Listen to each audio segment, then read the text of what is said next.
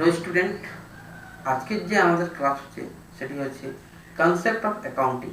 Concept of accounting আমাদের টেলির মধ্যে করানো হয়। সেই টেলির মধ্যে কনসেপ্ট অফ অ্যাকাউন্টিং আমাদের অনেকেই বেশি হয়েছে। সেখানে কি হয়েছে কি আজ 50 দিন লকডাউনের, তার জন্য হয়তো অনেক স্টুডেন্ট আমার কনসেপ্ট অফ অ্যাকাউন্টিংটা মাথা থেকে আউট হয়ে গেছে। তার জন্য আমি এই ভিডিওটা তৈরি করছি, তাকি তুমি একটু কনসেপ্ট অফ অ্যাকাউন্টিং যেটা আমাদের ডিসকাশন ছিল সেটা তুমি মাইন্ডে যে থাকে, তাহলে তুমি অ্যাটলিস্ট খাতা তো দেখছো হয়তো, লেকিন হয়তো কিছু পয়েন্ট বুঝতে পারছো না।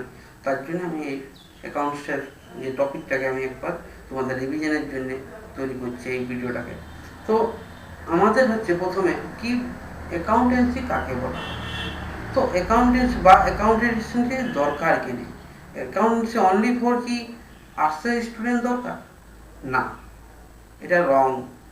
অ্যাকাউন্টেন্সি সবার দরকার আমার প্রয়োজন হিসাবে, আর্টসের ছেলে হোক, কমার্সের স্টুডেন্ট হোক, বা যদি কেউ পড়ালেখা না জানে তারও অ্যাকাউন্টেন্সি দরকার। কেন?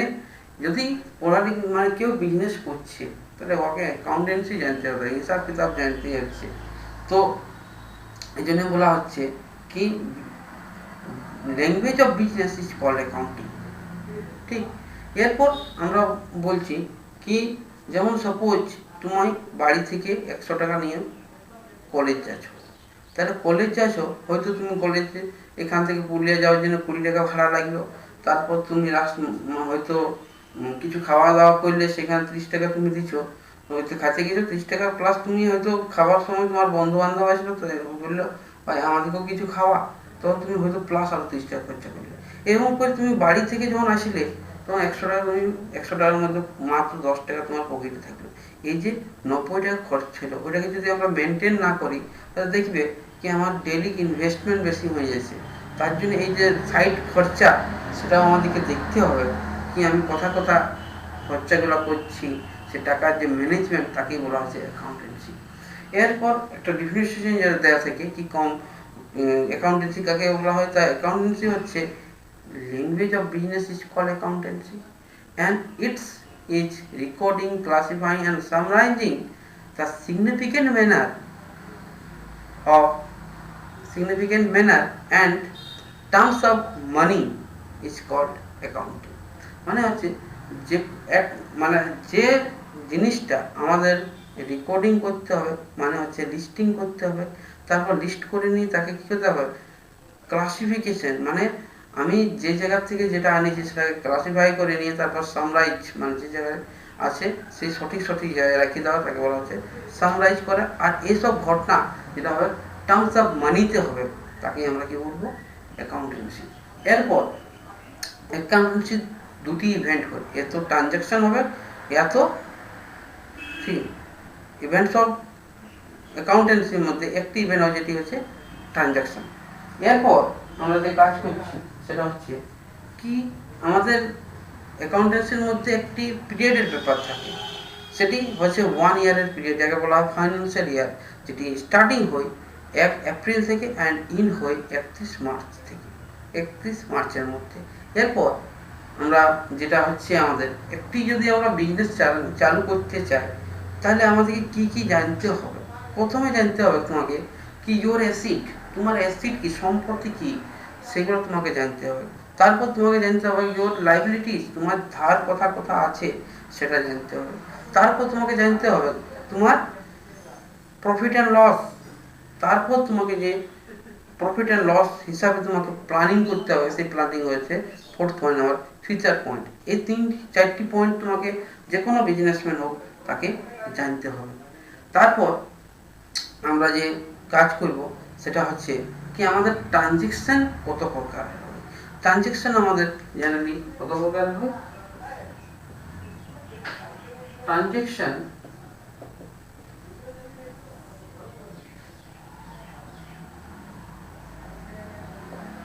দু প্রকার হয়, একটি হচ্ছে ক্যাশ ট্রানজ্যাকশন আর সেকেন্ড হচ্ছে ক্রেডিট ট্রানজ্যাকশন। কি তো ক্যাশ ট্রানজ্যাকশন কি আর ক্রেডিট ট্রানজ্যাকশন কি? তো আমার হচ্ছে কি ক্যাশ ট্রানজ্যাকশন কাকে বলবে, যেটি ইমিডিয়েটলি টাকা দিয়ে দিতে হবে ক্যাশ হিসাবে। তাকে আমরা ইমিডিয়েটলি যেটা কনভার্ট হয়ে যাবে ক্যাশে, সরি ক্যাশ ট্রানজ্যাকশন বলা আছে কি immediately payment to the cash, এই যে cash transaction.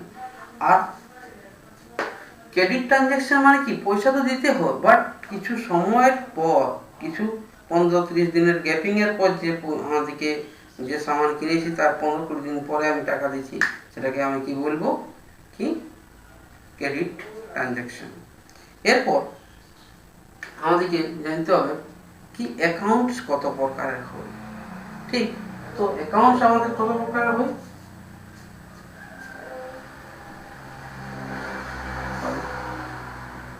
Type of account.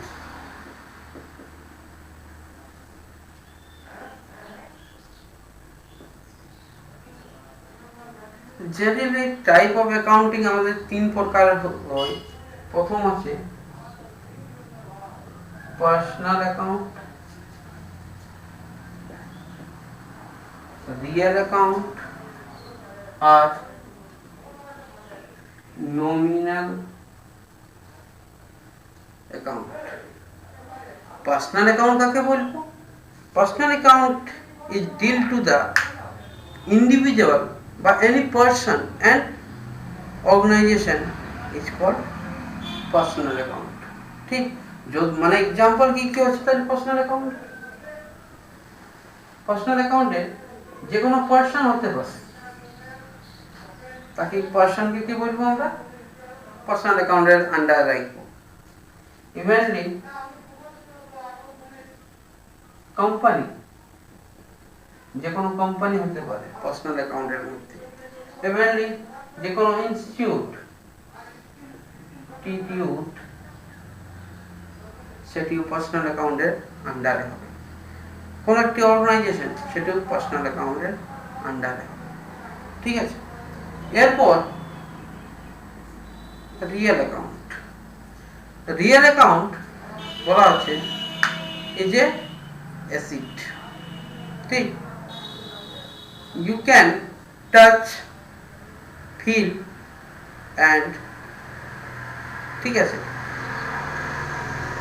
তাকে কি বলবে? Real account. যেমন রিয়েল অ্যাকাউন্টে কি হবে? ল্যান্ড, ক্যাশ, ঠিক,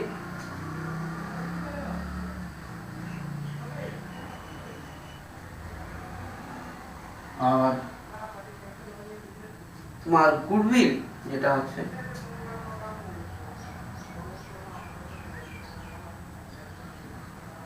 গুডউইল সেটা কি আছে? রিয়েল অ্যাকাউন্টের মাধ্যমে থাকছে। যেটা তোমার অ্যাসেট সেটাই হচ্ছে রিয়েল অ্যাকাউন্ট। ঠিক, এরপর লাস্ট হচ্ছে আমাদের নমিনাল অ্যাকাউন্ট। নমিনাল অ্যাকাউন্ট হচ্ছে কি যেখানে আমরা all expense and loss is called nominal account. All expense, loss, gain, income is called nominal account.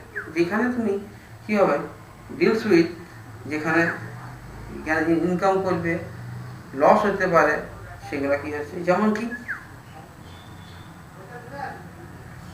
Salary, rent,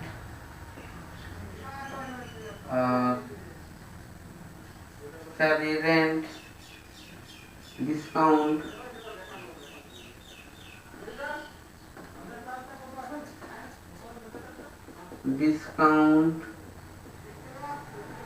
receive, discount, allow, wages, এগুলো কি বলা হয়? তোমার নমিনাল অ্যাকাউন্টের মধ্যে রাখা হবে এগুলা।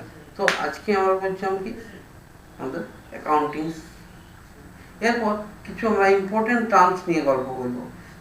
ইম্পর্টেন্ট টার্মসের মধ্যে ফার্স্ট যে টার্মস হচ্ছে আমাদের, সেটি হচ্ছে ক্যাপিটাল। ক্যাপিটাল কাকে বলা হবে? তো ক্যাপিটাল বলা হবে the investment of honour is call capital in business.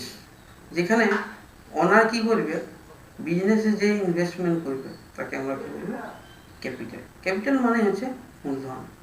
ঠিক আছে, এরপর আমরা জানি কি অ্যাসিড কি। অ্যাসিড এখানে অ্যাসিড জেনারেলি আমাদেরকে এখানে অ্যাসিডের 3টি ক্যাটেগরি রাখা হয়েছে। ঠিক, অ্যাসিড মানে হচ্ছে সম্পত্তি। তো সম্পত্তি আমাদেরকে 3টি ক্যাটেগরিতে রাখতে হয়েছে। সরি, অ্যাসিড বলা হচ্ছে কি যেখানে তোমাকে as a benefit of business is called asset. তো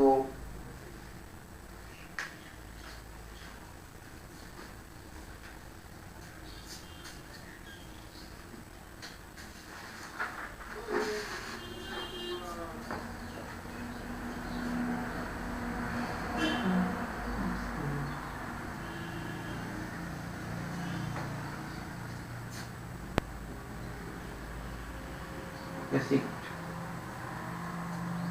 অ্যাসিড হচ্ছে এনিথিং, যে কোনো জিনিস যেটি বিজনেস এন্টারপ্রাইজে তোমাকে যেটি বেনিফিট দেবে তাকে আমি কি বলবো, অ্যাসিড।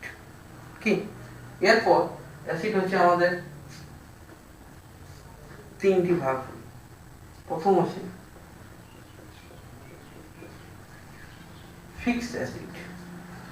ফিক্সড অ্যাসিড হচ্ছে যে বস্তুটি আমার বিজনেসের মধ্যে 6 মাস থেকে বেশি বিজনেসকে ক্যারি আউট করবে তাকে আমি কি বলবো, ফিক্সড অ্যাসিড।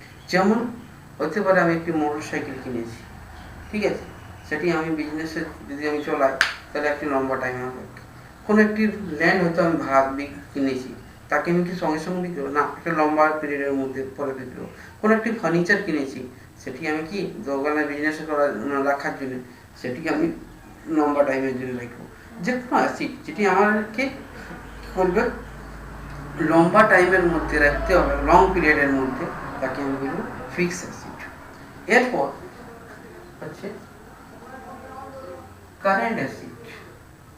কারেন্ট অ্যাসিড বলা হচ্ছে কি যেটি আমরা এখানে বিজনেসের মধ্যে যেটি 1 থেকে 2 মাসের মধ্যে শেষ হয়ে যাবে তাকে আমি বলবো কারেন্ট অ্যাসিড। যেমন আমাদের কি কোনো একটি গলদারি দোকানের চাল, আটা, গম, ডাল, এগুলো কি হচ্ছে কারেন্ট অ্যাসিড বলা যাবে। যেগুলো কি আমার কন্টিনিউয়াসলি আমি বলতে পারো তুমি কি তোমার স্টকের সামান, সেগুলো কি হচ্ছে কারেন্ট অ্যাসিড।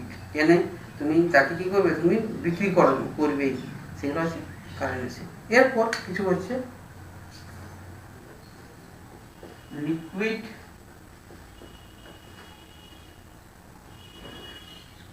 অ্যাসিড।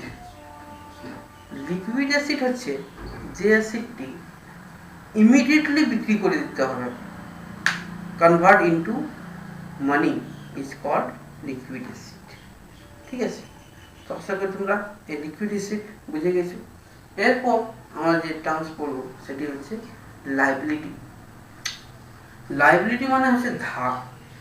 ঠিক, যেটি কি ওনার কারো কাছ থেকে ধার নিয়েছে বা কাউকে আমি ধার দিয়েছি, সেটি আমি কি ধারটি আমাকে এত ধার নিয়েছি তাহলে আমাকে ওকে পেবার করতে হবে, আর যদি আমি ধার দিয়েছি তাহলে তাকে নিতে হবে, সেটা আমাদেরকে লায়াবিলিটি বলা আছে। কি আমি taken A loan is a call liability, যেটি আমার ধারগুলোকে আমি কি বলি, লায়াবিলিটি। সরি, ঠিক আছে।